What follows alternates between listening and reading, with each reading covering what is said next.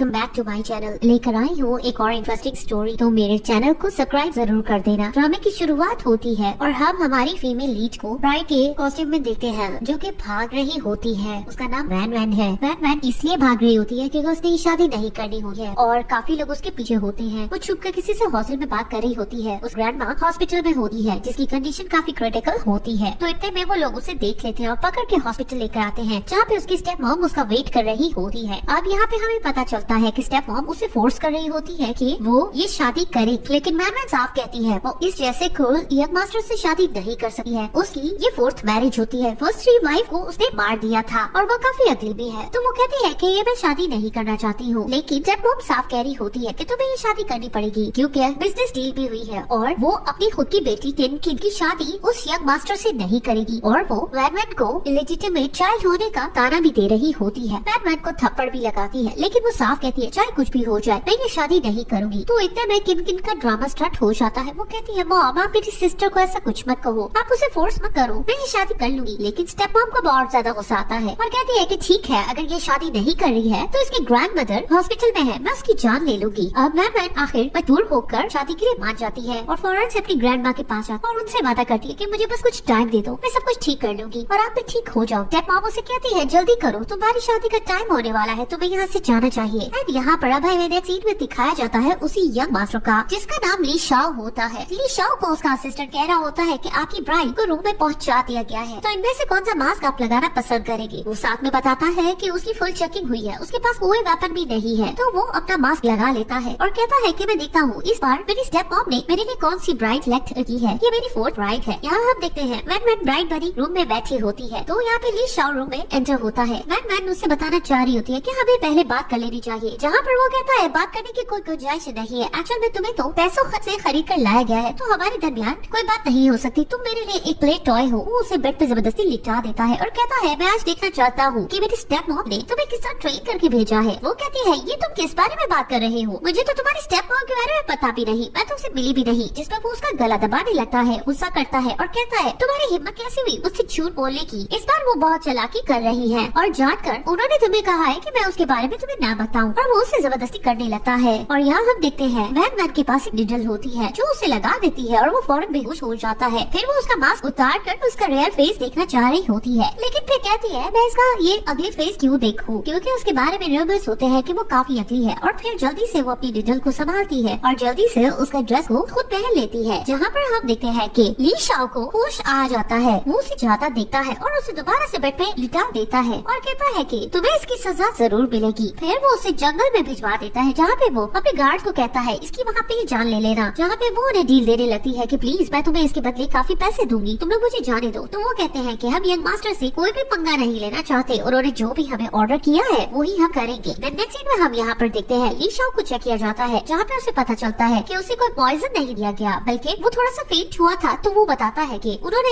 तुम्हें एनेस्थीसिया दिया है, यानी कि उसने सिर्फ तुम्हें बेहोश करने की कोशिश की थी, तुम्हारी जान लेने की नहीं, इसीलिए तुम्हें जाग हो गई। वैसे तो तुम एनेस्थीसिया से रेजिस्टेंट हो, यानी कि तुम पर बेहोश होने वाली कोई भी ड्रग खास असर नहीं करती है। तो वो कहता है कि ठीक है उस लड़की को वापस लेकर आओ, मुझे उसका प्लान पता होना चाहिए। देन यहाँ पे हम वैन वैन को देखते हैं जो उन लोगों को उलझाने की कोशिश कर रही होती है और समझाने की भी, लेकिन वो लोग उसकी बात नहीं सुनते हैं। अब दूसरा गार्ड उसे कुछ करने लगता, वो जल्दी से अपने हाथ खोल कर उसे निडल लगाती है, जिससे वो दूसरा गार्ड तो बेहोश होता है और दूसरा गार्ड उसके पीछे भागने लग जाता है, क्योंकि उसको ऑर्डर मिला होता है कि ब्राइड को वापस लेकर आओ। देन यहाँ पर हमें दूसरा सीन दिखाया जाता है, जहाँ पे हम वैन वैन की टैक्सी स्टॉप किन किन को देखते हैं, जो किसी के साथ फ्लर्ट कर रही होती है। और यहाँ हमें पता चलता है उनकी बातों से कि वो वैन वैन का बॉयफ्रेंड था और वो दोनों मिलकर वैन वैन को चीट कर रहे थे। जहाँ पर वैन वैन का बॉयफ्रेंड चैन बोल रहा होता है कि वैन वैन काफी बोरिंग है, जबकि तुम काफी ज्यादा इंटरेस्टिंग हो, मुझे तुम पसंद हो। वैन वैन घर पहुँचती है और यहाँ पहुँचते उसे कुछ आवाज आती है, वो जाकर देखती है और देखती है उसकी सिस्टर और उसका बॉयफ्रेंड उसे चीट कर रहे हैं। उसे बहुत गुस्सा आता है, वो थप्पड़ लगाती है और कहती है कि मेरी जान जाने वाली थी और तुम लोग यहाँ मजे कर रहे हो। जहाँ पर उसका फ्रेंड कहता है कि अच्छा तो तुम तो शादी करने गई हुई थी ली फैमिली में, तुमने मुझे छोड़ा, तुमने मुझे पहले धोखा दिया। तो वो कहती है तुम ये बहाना नहीं बना सकते हो, इन लोगों ने फोर्सफुली मेरी शादी वहाँ करानी चाहिए और ग्रैंड माँ के लिए ये मुझे थ्रेट कर रहे थे और ये मेरी मजबूरी थी। फिर भी वो उसमें इल्जाम लगा रहा होता है, जहाँ पर किन उसका पोल खोल देती है कि हम दोनों तो काफी अरसे से एक दूसरे के साथ हैं और हम दोनों तो एंगेजमेंट करना चाह रहे थे। जहाँ पे वो ये बात सुनकर बहुत ज्यादा टूट जाती है कि वो लोग उसे चीट कर रहे थे और धोखा दे रहे थे। जहाँ पर चैन में उसे कह देता है कि तुम बोरिंग हो, मैं तुम्हारे साथ थक चुका था। वो अपनी उस फोटो को उठाती है और किन किन को कहती है कि तुम जरूर पछताओ, मैंने ली फैमिली में तुम्हारी वजह से शादी की है। वो उस फ्रेम को फेंक के वहाँ पे चली जाती है। उन्हें बुरा भला बोलकर बट जैन को गुस्सा आता है। वो उसे थप्पड़ लगाता है और फिर से उसी पे इल्जाम लगाने लग जाता है। किन किन वापस से आती है और उसे समझाती है कि उसे ली हाउस दोबारा जाना चाहिए। वो लोग काफी रिच है, उसके लिए अच्छा नहीं होगा, उन्होंने काफी पैसे दिए हैं। देन यहाँ पर मैन जा रही होती है, इतने में उसे धक्का लगता है, वो नीचे गिरती है। एक कार आके रुकती है, उसके अंदर से हमारा हीरो ली शाओ निकलता है और कहता है आखिर तुम कब तक भागोगी। वो कहती है तुम क्या कहना चाह रहे हो। उसके फेस एक्सप्रेशन देखकर ली शाओ समझ जाता है कि उसने उसका फेस नहीं देखा और अनजान बने बैठी होती है। वो उसे कैरी करके कार में बिठा देता है। यहाँ पर हम देखते हैं कि चेन और किन उसका पीछा कर रहे थे। वो लोग उसकी फोटोज बना लेते हैं और ये समझते हैं कि वो ली फैमिली को धोखा दे रही है, तो वो इस चीज को यूज करेंगे। वो लोग साथ में ये भी कह रहे होते हैं कि ये ली फैमिली पे जलील होगी। इधर से किन ये बात कर रही होती है, चेन के माइंड में डाल रही होती है कि ये लड़की हर किसी के साथ लड़ स्टार्ट कर देती है। चेन को ये बात सुनकर गुस्सा आ रहा होता है और कहता है काश मुझे इससे प्यार ना हुआ होता। जहाँ पर किन कहती है मैंने तुम्हें प्रूव कर दिया ना कि ये बहुत बड़ी चीटर है। अब यहाँ पर घर पहुँचने में वो ली शाओ को कुछ पैसे देती है, उसका थैंक करती है। तो वो कहता है कि ये आप मुझे क्यों दे रही हो, मैं एक ड्राइवर हूँ। ये सुन के वो शॉक होती है। दूसरी तरफ आप देखते हैं ली शाओ की स्टेप मॉम को उसके पास सर्वेंट कुछ पिक्चर्स लेकर आती है, जहाँ पर ली शाओ को फेस तो नहीं दिखाया जा रहा था, बैक से ली शाओ और वैन की पिक्चर्स थी। और स्टेप मॉम बहुत खुश हो रही होती है कि वो ली शाओ को दिखाएगी कि उसकी वाइफ कैरेक्टरलेस गर्ल है। देन यहाँ पर ली शाओ एंट्री देता है मास्क पहनकर। वो उसके आते ही स्टार्ट हो जाती है कि तुमने अपनी वाइफ को सेटिस्फाइड नहीं किया है, इसीलिए वो शादी के दूसरे दिन ही किसी और के साथ फ्लर्ट कर रही है। फिर वो उसे उसके पिक्चर्स दिखाता है, जहाँ पर वो ये देखकर बहुत हैरान होता है कि इसने खुद तो इस लड़की को मेरे लिए चूज किया है, अब इसी के खिलाफ क्यों कर रही है। अब वो उससे कहती है कि तुम्हें उसे सबक सिखाना चाहिए, उसने तुम्हें धोखा दिया है। जहाँ पर वो मन में सोचता है मैं भी तुम्हारा शो देखना चाहता हूँ। वो कहता है कि जब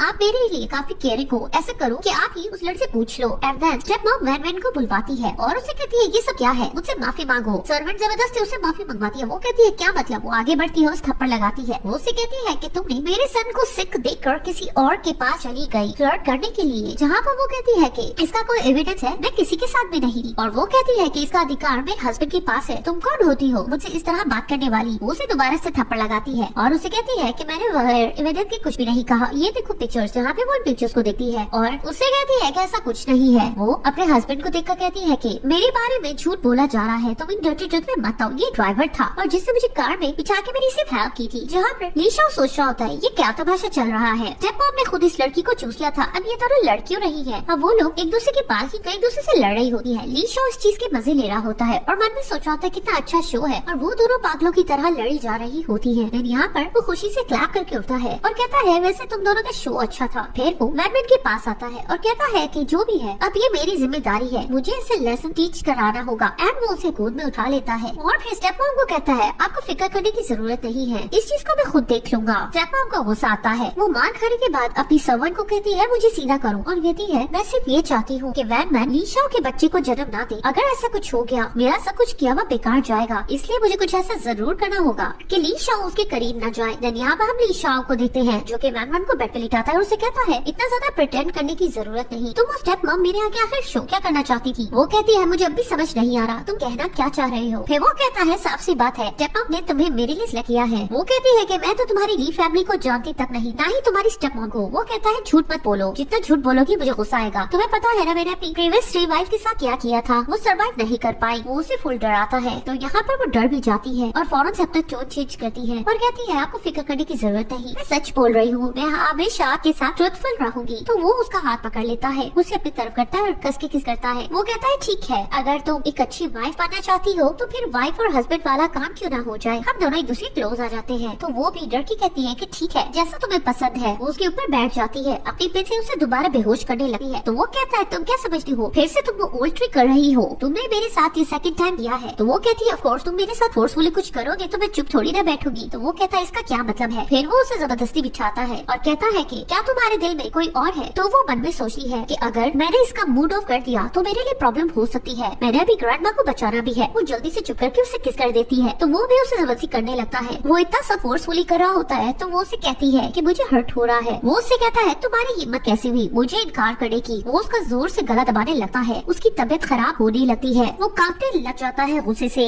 जहाँ पर वैन मैन परेशान हो जाती है और कहती है कि मैं तुम्हारी कंडीशंस और इमोशंस को समझ पा रही हूँ, तुम खुद को कंट्रोल नहीं कर पा रहे हो। वो उससे कहता है तुम्हें किसने भेजा है, तुम्हें मुझे बताना होगा वरना आज तुम मेरे हाथों मर जाओ। वो उसे कहती है कि तुम समझने की कोशिश करो, मैं तुम्हारी केयर करना चाह रही हूँ। वो बहुत ही आराम से उसके हाथ हटाती है और उसे काम डाउन करने की कोशिश करती है और कहती है मैं तुम्हें ठीक कर लूंगी, बस तुम मेरा विश्वास करो। वो उसे एक नेटर लगाती है जिसके बाद वो कुछ रिलैक्स होता है और उसके शोल्डर्स पे ही सर रखकर सोता है। देन नेक्स्ट मॉर्निंग हम देखते हैं ली शाओ की जाग होती है। वो वैन वैन को अपने सामने देखता है। वो बड़ी ही प्यार से उसे पूछती है कि तुम अब कैसा फील कर रहे हो। जहाँ पर ली शाओ मन में सोच रहा होता है कि इसने मेरे साथ जो भी किया है मुझे नींद बहुत अच्छी आई और मैं खुद को बहुत रिलैक्स फील कर रहा हूँ। वो उसे कहती है अब तो मानना पड़ेगा ना तुम्हें, तुमने मेरी मेडिकल स्किल्स तो देख ही ली होंगी, क्या हमें रात की कंडीशन के बारे में बात करनी चाहिए। वो उसे कहता है कि तुम किस बिहाफ पर मेरे साथ कुछ टर्म्स और कंडीशंस रखना चाह रही हो। वो कहती है तुम क्या समझते हो एक नीडल लगने से तुम बिल्कुल ठीक हो जाओगे। जिसपे वो कहता है कि क्या तुम मुझे वार्न कर रही हो। तो वो कहती है ऑफ कोर्स नॉट, मैं ऐसा कुछ भी नहीं कर सकी, मुझे अच्छे से पता है मेरी जिंदगी तुम्हारे हाथों में है। वो उसे कहता है तुम चाहती क्या। तो वो कहती है ऑफ कोर्स मैं तुम्हें बताना चाहती हूँ मैं बहुत मजबूरी में हूँ, मेरी ग्रैंड माँ हॉस्पिटल से गायब है, उसे दूसरे हॉस्पिटल ट्रांसफर कर दिया गया है। तो वो उसे कहता है ठीक है अगर तुमने मेरा ट्रीटमेंट ना किया तो तुम्हारी ग्रैंड माँ को मार दिया जाएगा। तो वो कहती है कि ऐसा कुछ भी नहीं होने वाला। के बाद वो कॉल करके उसकी ग्रैंड माँ को फाइंड करने के बारे में बात करता है। जहाँ पर दूसरे सीन में हम सर्वेंट को देखते हैं। वो ली शाओ की स्टेप मॉम को बता देती है कि सारी रात वैन विन ली शाओ के साथ एक ही रूम में सोई है। ये बात सुनते ही स्टेप मॉम काफी परेशान हो जाती है कि उन्होंने रात बिता ली, जबकि ऐसा कुछ नहीं हुआ होता। देन वो जानकर वैन विन को एक सूप बोल देती है और उसे कहती है कि लास्ट नाइट मैंने तुम्हारे साथ बहुत बुरा बिहेव किया था। जहाँ पर वैन वैन वो बोल को देखकर ही समझ जाती है कि उसमें ऐसी मेडिसिन मिली भी है कि उसे बेबी ना हो सके। वो उसे कहती है मैंने तुम्हारे लिए बहुत प्यार से ये बनाया है, तुम इस ड्रिंक करो। और ये जाते हुए भी वो उसे चुप करके ड्रिंक कर लेती है और सोचती है कि स्टेप मॉम को मुझ पर शक न हो। तो वो भी उसे सॉरी कर लेती है। जहाँ पर असिस्टेंट आके ली शाओ को बता देता है कि स्टेप मॉम ने उस लड़की को बेबी ना होने वाले मेडिसिन मिक्स करके सूपे दी है। जहाँ पर ली शाओ मन में सोचता है कि ऐसा कैसे हो सकता है, उसकी मेडिकल स्किल्स काफी हाई है, उसे तो पता होगा ये किस चीज की मेडिसिन है। ये सब कुछ जानते हुए भी उसने मेडिसिन ड्रिंक कर ली, इसका मतलब वो भी मेरे बच्चे को जन्म नहीं देना चाहती। इस बात से वो और ज्यादा गुस्से में आ जाता है और वैनवैन को इन्वेस्टिगेट करने के लिए अपने सर्वेंट को कहता है। जहाँ पर हम वैनवैन को देखते हैं जो ली शाओ की सारी सिम्टम को पढ़ रही होती है और समझने की कोशिश कर रही होती है। दूसरी तरफ हम देखते हैं वैनवैन के बेस्ट फ्रेंड ज़ेबी की कॉल आती है। वो उसे इन्फॉर्म करता है कि तुम्हारी ग्रैंडमा को दूसरे हॉस्पिटल ट्रांसफर कर दिया गया है और उन्होंने तुम्हारे लिए एक लेटर छोड़ा है, क्या तुम मुझसे मिलने आ सकती हो। तो सर्वेंट ये सारी बातें सुन रही होती है। वो ली शाओ को कॉल करती है उसे बताने के लिए, बट वो कॉल अटेंड नहीं करता। तो सर्वेंट यहाँ पर किसी को मैसेज कर देती है। दूसरी तरफ हम देखते हैं ज़ेब भी आता है और उसे कहता है तुम ठीक तो हो ना। वो कहती है मेरी ग्रैंडमा ने मेरे लिए क्या लेटर दिया था। ग्रैंडमा का लेटर वो देती है जिसमें उसने बहुत इमोशनल बातें लिखी है। तुम अपना ख्याल रखो, अपनी जिंदगी पे मूव करो, मुझे पता चला है तुम्हारी शादी हुई है, तुम खुश रहना, तुम मेरे बारे में फिक्र मत होना छोड़ दो। तो दूसरी तरफ हम ली शाओ को देखते हैं। वो दूर से ये सारा सीन देख रहा होता है। वैनवैन पे शक करने लगता है कि वो किसी लड़के के साथ फ्लर्ट कर रही है और उसे फिर से सिम्टम्स आने लगते हैं। वो गुस्से से पागल हो रहा होता है। फिर वो जाकर वैनवैन को कहता है ये सब क्या है, तुम इतनी बोल्ड कब से हो गई, मेरी वाइफ होने के बावजूद तुम किसी और के साथ क्या कर रही हो। वो कहती है मिसअंडरस्टैंडिंग हुई है, मेरी ग्रैंडमा उस हॉस्पिटल से भी गायब हो चुकी है। जहाँ पर उसका फ्रेंड उसे समझाने की कोशिश करता है तो वो कहता है कि गौर से देख लो ये मेरी वाइफ है, तुम्हें ज्यादा ओवर होने की जरूरत नहीं। वैनवैन बहुत परेशान हो जाती है और फेंट होती है। तो वो उसे अपनी गोद में उठाता है और अपने साथ ले जाता है। फिर उसे बेड पे लिटाता है जहाँ उसकी जाग होती है। वो गुस्सा करने लगती है कि मुझे मेरी ग्रैंडमा के बारे में पता करना है, तुमने मुझसे वादा किया था कि तुम उनकी जान बचाओगे। ली शाओ कहता है कि पहले तुम्हें अपनी आइडेंटिटी याद रखनी चाहिए। वो कहती है कि तुम एक बास्टर्ड हो, तुमने मेरी ग्रैंडमा की सेफ्टी नहीं की, मैं अब तुम्हें ट्रीट नहीं करूंगी। तो वो उसे गुस्से पकड़ लेता है और कहता है काफी बोल्ड हो चुकी हो, तुम मुझे ये बताओ तुम्हारा उस लड़के से क्या लेना देना है। वो कहती है तुम उसके बारे में गलत समझ रहे हो, वो मेरा फ्रेंड है और उसने मुझे मेरी ग्रैंडमा का लेटर मुझे दिया है। फिर वो उससे कहता है मैं तुम्हें क्लियरली बताना चाहता हूँ तुम मुझसे बिलोंग करती हो, अपनी आइडेंटिटी याद रखना, मेरी वाइफ हो। वो कहती है क्या मैं तुम्हारी काबिल हूँ। वो उसे कहता है मैं तुम्हें सिर्फ इतना बताना चाहता हूँ कि तुम्हारी ग्रैंडमा सेफ रहेगी तो तुम फिक्र मत करो। देन यहाँ पर हम वैनवैन को देखते हैं। वो अपने फादर के पास जाती है। उनके बिहेवियर से लग रहा होता है कि उनके रिलेशन ठीक नहीं है। जहाँ पे उसे ये पता चलता है कि उसके फादर ने ही उसकी ग्रैंडमा को दूसरे हॉस्पिटल में ट्रांसफर किया है और जहाँ का उसे पता नहीं। वो उसे ये सब कुछ इसलिए करने के लिए कर रहा होता है क्योंकि वो चाहता है कि वो ली फैमिली में अच्छे से एडजस्ट कर ले। वो उसे ब्लैकमेल कर रहा होता है क्योंकि उसकी बिजनेस डील होनी होती है। वो साथ में उससे कहता है तुम्हारी ग्रैंडमा का पता मैं तब तक तुम्हें नहीं बताऊंगा जब तक तुम ली ग्रुप के लेटेस्ट प्रोजेक्ट स्केड्यूल के बारे में मुझे नहीं बताओगी। मुझे वो प्रोजेक्ट के बारे में जानना है। अगर तुम ऐसा नहीं करोगी तो तुम अपनी ग्रैंडमा से कभी नहीं मिल पाओगी। ये बात सुन के वो शॉक्ड होती है। स्टडी रूम में आती है। हर जगह ली शाओ के प्रोजेक्ट को चेक करने लगती है। ली शाओ उसे देख लेता और कहता है कि तुम्हारी हिम्मत कैसी हुई, तुम यहाँ पे आखिर क्या कर रही हो। वो कहती है प्लीज मेरी एक्सप्लेनेशन पहले सुन लो। तो वो उसे गोद में उठाता है और जबरदस्ती अपने साथ फार्म हाउस पे लेकर जाता है, उसे बिठाता है और कहता है कि क्या तुम भूल गई हो, मैंने तुम्हें कहा था ना कि तुम मुझसे झूठ बोलोगी तो मैं तुम्हारा हाल भी वैसी प्रीवियसली वाइफ की तरह कर लूंगा। तो मुझे बताओ तुम्हें यहाँ किसने मेरी इन्वेस्टिगेशन के लिए भेजा है। है। तो वो कहती है कि एक्चुअल में मुझे कुछ लोग थ्रेट कर रहे थे तुम्हारी इन्फॉर्मेशन लीक करने के लिए, वरना मेरी ग्रैंडमा की जान चली जाएगी। लेकिन वो उसमें गुस्सा करने लगता है और कहता है तुमने मुझे धोखा दिया है, मैं तुम्हें विश्वास नहीं करूंगा। जहाँ पर उसे ये भी एहसास होता है जब वो उसे लेकर जा रहा था तो उसे सिम्टम्स शो होने लग रहे थे, वो उससे भी पागल हो रहा था। वो उसे कहती है मुझे पता है तुम्हें इतनी पावर नहीं है, तुम्हारी कंडीशन ठीक नहीं, तुम थोड़ी देर में मुझे नहीं लेकर चल सकोगे। वो उसके बारे में सोचने लगता है, उसे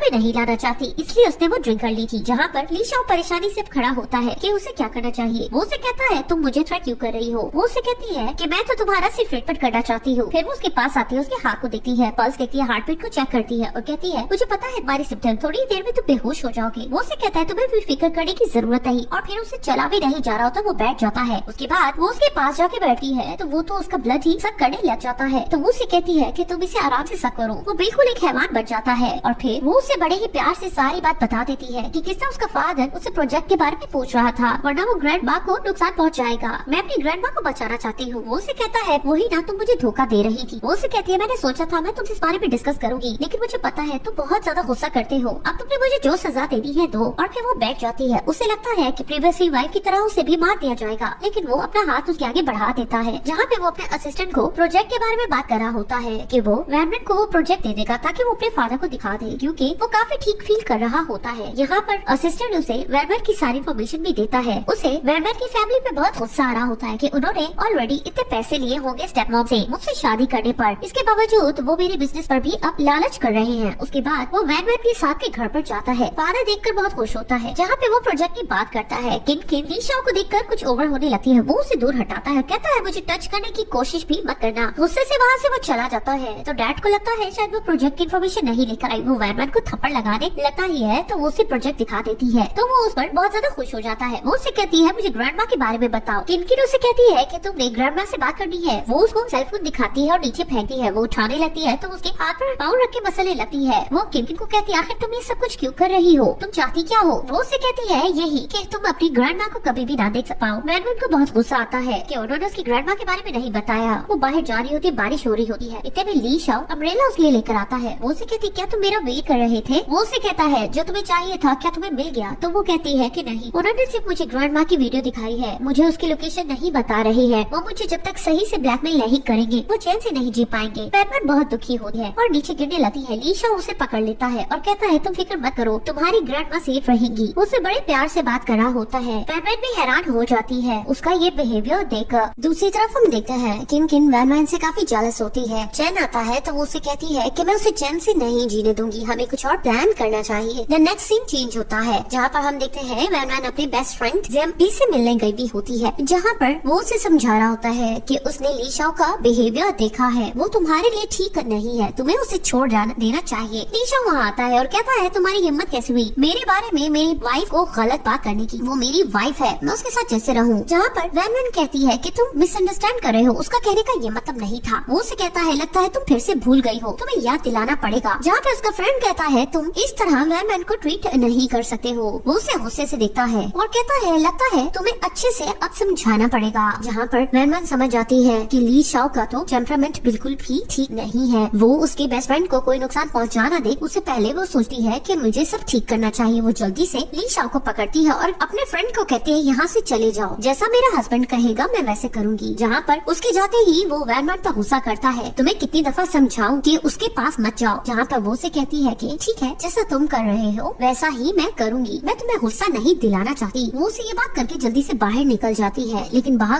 कुछ लोग उसे हैरेस कर रहे होते हैं और उसकी वीडियो बनाने लगते हैं। ली शाओ वहाँ पे आता है, उन सबसे फाइट करता है और वैनमैन को प्रोटेक्ट करता है और उन्हें कहता है कि तुम लोगों की हिम्मत कैसी हुई मेरी वाइफ को इस तरह टच करने की। लेकिन इस फाइट में उसका मास्क उतर जाता है और यहाँ पर वैनमैन उसे देख लेती है। नेक्स्ट सीन में हम देखते हैं कि स्टेप मॉम को पता चलता है कि उसका रियल सन फॉरेन कंट्री से वापस आ रहा है। वो इस बात से काफी ज्यादा खुश होती है। यहाँ पर हम ली शाओ को देखते हैं जो वैनमैन को कैरी करके लेकर आ रहा होता है। जहाँ पर वो ली शाओ को आते ही ली शाओ को बताती है कि ग्रैंडमा की बर्थडे आने वाली है। वो उससे कहता है कि आप ही अपने सन के पास फॉरेन कंट्री क्यों नहीं चली जाती है। तो वो उससे कहती है क्योंकि मैंने यहाँ पे बैठ के तुम्हारे अगली फेस की केयर करनी है। वो उसे बहुत बुरी तरह बुली करती है। ली शाओ को गुस्सा आता है। उसके सिम्टम देखकर वैनमैन समझ जाती है। वो फौरन से खड़ी होती है और कहती है कि वो मेरा हस्बैंड है, उसका फेस जैसा भी है, मैं उसे पसंद करती हूँ। उसके बाद फाइट की वजह से वो उसे ट्रीटमेंट दे रही होती है, उसके बैक पर निरल लगा रही होती है और उससे पूछ रही होती है कि उसे कैसा फील हो रहा है। वो उसे कहती है, मैं तुम्हारी पार्टनर हूँ, तुम्हें मुझसे सब छुपाने की जरूरत नहीं थी। जिस पे वो कहता है, कुछ चीजों के बारे में तुम्हें ना पता चले तो अच्छा है। वो कहती है, तुम्हारी ग्रैंडमा की बर्थडे है। वो उसे कांग्रेट कहती है। वो उसे कहता है, ग्रैंडमा के सामने अच्छे से बिहेव करना है, उन्हें ये लगे हम दोनों हैप्पी कपल है। और फिर उससे कहता है, जो आज हुआ है उसकी सजा तुम्हें मिलेगी, तुम्हें रूम में लॉक करूंगा। तो वो उस पर गुस्सा करने लगती है कि मैंने भी तुम्हारी जान बचाई है। अब यहाँ पे वो अपने असिस्टेंट को कहता है कि उस डॉक्टर का पता लगाओ जो वैन वैन का फ्रेंड है और जिन लोगों ने आज मेरी वाइफ को किडनैप करने की कोशिश की थी, मुझे उनके बारे में सब कुछ जानना है। यहाँ हम दूसरी तरफ देखते हैं, स्टेप मॉम काफी ज्यादा खुश होती है क्योंकि उसका बेटा आ चुका होता है। उसका ली शाओ होता है। वो कहता है कि अब से वो यहाँ रहेगा। उसकी मॉम कहती है कि इस बास्टर्ड ली शाओ की वजह से मुझे तुम्हें दूर भेजना पड़ा। पहले भी इसने ट्रबल क्रिएट किया था, लेकिन अब मैं ऐसा कुछ नहीं होने दूंगी, तुम्हें अब्रॉड नहीं जाने दूंगी। फाइनली तुम आ चुके हो, अब इस ली ग्रुप के मालिक मैं और तुम बनेंगे। लेकिन वो कहता है कि हमें ली शाओ को ठिकाने लगाना होगा। जहाँ पे वो कहती है कि ग्रैंडमा की बर्थडे के बाद हम इसके बारे में कुछ सोचेंगे। देन दूसरी तरफ हम देखते हैं कि वैन वैन रेडी हो चुकी होती है बर्थडे पे जाने के लिए। वो उसे पूछ रही होती है कि मैं कैसी लग रही हूँ। वो कहता है, हम लेट हो रहे हैं, हमें चलना चाहिए। वो उसे कहती है कि मैं फर्स्ट टाइम तुम्हारी ग्रैंडमा से मिलने जा रही हूँ, मैं चाहती हूँ मैं उन्हें इम्प्रेस करूँ। वो उससे कुछ कहने लगता तो वो कहती है, मैं हैप्पी मूड में हूँ, आज कुछ बुरा मत कहो। अब यहाँ पे असिस्टेंट आकर ली शाओ को बताता है कि